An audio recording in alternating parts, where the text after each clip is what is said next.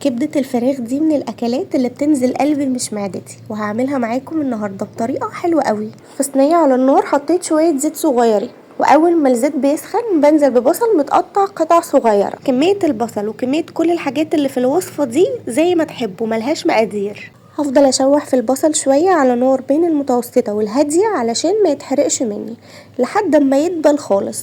واول ما بلاقيه ابتدى ياخد لون بالشكل ده كده بروح على طول نازله بالفلفل، وهقول لكم ليه ما حطيتش الفلفل مع البصل من الاول. انا مش بحب البصل يبقى ظاهر في الكبده، على عكس الفلفل اللي بحبه يبقى ظاهر شويه وابقى شايفاه كده في الكبده.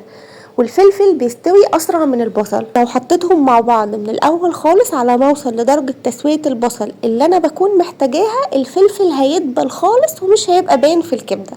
فعلشان كده بحطه لما البصل يستوي. بعد ما بحط الفلفل، لو في قلوب مع الكبده بنزل بالقلوب بس من غير الكبده، واشوح فيهم شويه على النار. الفلفل يدبل سنه صغيره، والقلوب كمان تاخد تشويحه شويه علشان هي بتستوي في وقت اكتر من الكبده. اول ما بلاقي القلوب ابتدت تدخل في السوا بعلي النار وانزل بالكبده. لازم النار تكون عاليه علشان اول ما الكبده تنزل في الصينيه عندي تاخد صدمه وتفضل محتفظه بالعصاره اللي جواها وما تنزلش السوائل اللي فيها. وطبعا الكبده ما بتاخدش وقت كتير خالص على النار، يا دوب دقايق وبتكون استوت. هنحط بقى التوابل. انا بحب احط مرقه فوريه، عايزين تستغنوا عنها وتحطوا ملح براحتكم، بس المرقه الفوريه بتديها طعم حلو قوي. واحط كمان رشه فلفل اسود وفصين 3 كده توم مفرومين، ورشه كزبره مطحونه، ورشه كمون.